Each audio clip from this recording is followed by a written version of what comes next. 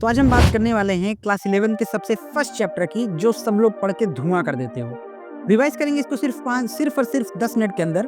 तो प्लीज इस लेक्चर को पूरा देख के जरूर जाओ, क्योंकि यहाँ से आपका 10 मिनट के अंदर पूरा रिवीजन हो जाएगा। मैं बार बार कहता हूँ, इसके लिए आप कोई डेडिकेटेड टाइम मत निकालो। खाते समय, खाना खाते समय, लेटते समय या फिर चलते फिरते समय इसको जरूर देखो, मजा आ जाएगा। देखते हैं आज हमारा डे 27, जिसमें हम देखने वाले लिविंग वर्ल्ड, जो कि एनसीईआरटी क्लास 11 का पहला ही चैप्टर है। लिविंग वर्ल्ड कहता है कि living world includes all living organisms. ऐसे ऑल लिविंग ऑर्गेनिजम्स इसमें आते हैं जो क्या शो करते हैं, जो कि ग्रोथ भी शो करेंगे, reproduction, metabolism, response to stimuli show करेंगे।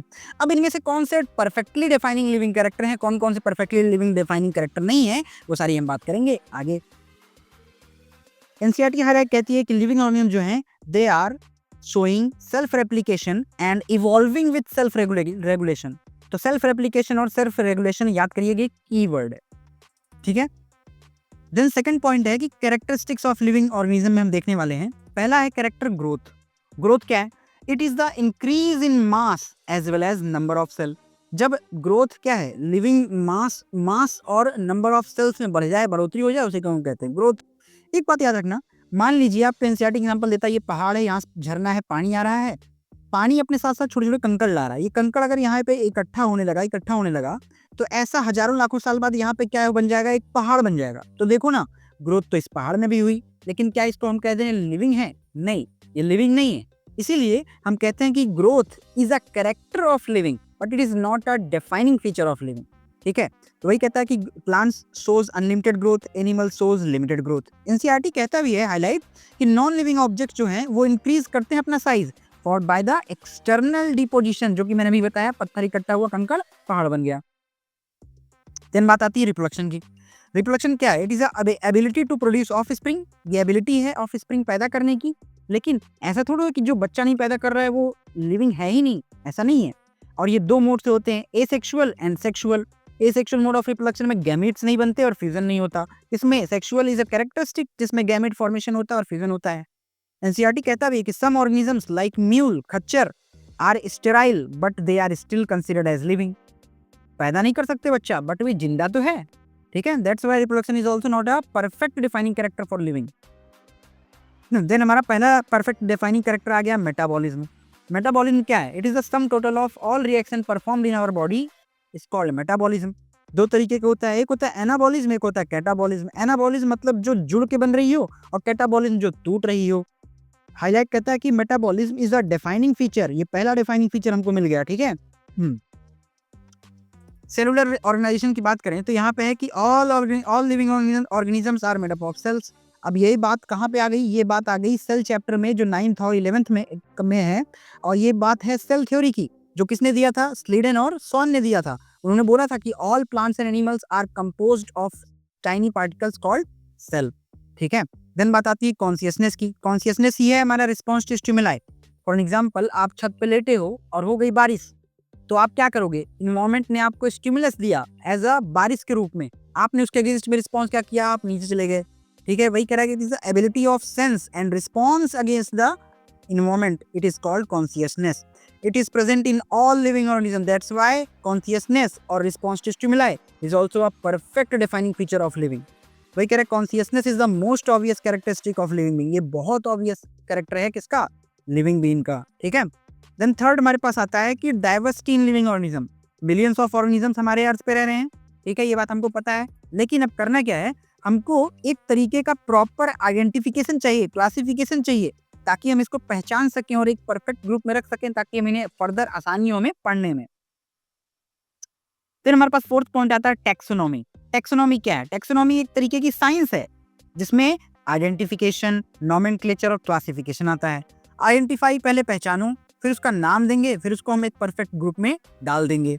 आइडेंटिफिकेशन में होता है recognising and naming organism, recognising होता है। नॉमेनक्लेचर में होता है नामीकरण, यानी कि नाम देना। क्लासिफिकेशन मतलब उसको किस ग्रुप में रखना है, कैटेगरी ढूंढ के उसको हम परफेक्ट ग्रुप में अलाइन कर देंगे। हाईलाइट कहता है कि कार्लस लिनियस जो थे is a father of taxonomical या फिर बायोमियन नोमेनक्लेचर, दोनों के, ठीक है। बायोमियन नोमेनक्लेचर मतलब बाई मतलब दो, जिसमें दो नाम से बना हो कोई नाम। यहाँ पे कह रहा है कि each organism has two name, first one is generic name and second one is specific epithet. मतलब पहला जीनस होगा, दूसरा स्पीसीज का नाम होगा। रूल्स क्या कहता है कि जब इसे ये एक तो लैटिनाइज या लैटिन वर्ड होना चाहिए, अगर लिखा हो तो इटैलिक में हो, प्रिंटेड हो तो, और अगर हाथ से लिखे हो तो दोनों को सेपरेट करके लिखो और पहला जीनस का जो पहला लेटर वो कैपिटल होगा और जो मतलब स्पीसी होगा वो सारा लेटर स्मॉल होगा। फॉर एग्जाम्पल आप देख सकते हैं यहाँ पे मैंजीफेरा इंडिका। मैंजीफेरा इंडिका जब हम लिखेंगे तो इसको ऐसे लिखेंगे, मैंजी सेरा, अंडरलाइन करेंगे, इंडिका, इंडिका देखो स्मॉल लिखा और हमने हाईलाइट मार्क किया। हाईलाइट कहती है कि binomial nomenclature was given by Carolus Linnaeus. ठीक है, टेक्सोनॉमिकल कैटेगरी यानी हायरार्की की हम बात करें तो सबसे नीचे आता है हमारा, सबसे बेसिक होता है species, then genus, family, class ने ऑर्डर, देन क्लास, फाइलम होगा फॉर एनिमल्स और डिवीजन होगा फॉर प्लांट्स। ठीक है, देन उसके बाद आता है किंगडम। इसको हम याद कैसे कर सकते हैं? इसको मैं याद करता हूँ cap, KP, KP cap, CO को एफ जी एस, कैप को फेट्स। ठीक है, नीचे से ऊपर जाते हैं तो कॉम्प्लेक्सिटी बढ़ती है। ठीक है, हाईलाइट कहता है कि स्पीसी जो है एक बेसिक यूनिट है क्लासिफिकेशन का, जो कि सबकी लोअर यूनिट है। ठीक है, टेक्सोनॉमिकल एड्स में क्या क्या जाते हैं? पहला है herbarium. Herbarium is a store house of preserved plant स्पीसी। इसमें हम प्रिजर्व प्लांट स्पीसी जान सकते हैं, इसमें हम उसका नेटिव नाम जान सकते हैं, कौन इसको कलेक्ट किया उसका नाम, कलेक्टर्स नेम, बॉटनिकल नेम सब मिल जाता है हमें। और बॉटनिकल गार्डन में हम लिविंग प्लांट का कलेक्शन रखते हैं, म्यूजियम में हम प्रिजर्व करते हैं एनिमल और प्लांट के स्पेसिमेंस को, और जूलॉजिकल पार्क में हम लाइव एनिमल और प्रोटेक्टेड कंडीशन में रखते हैं जिंदा।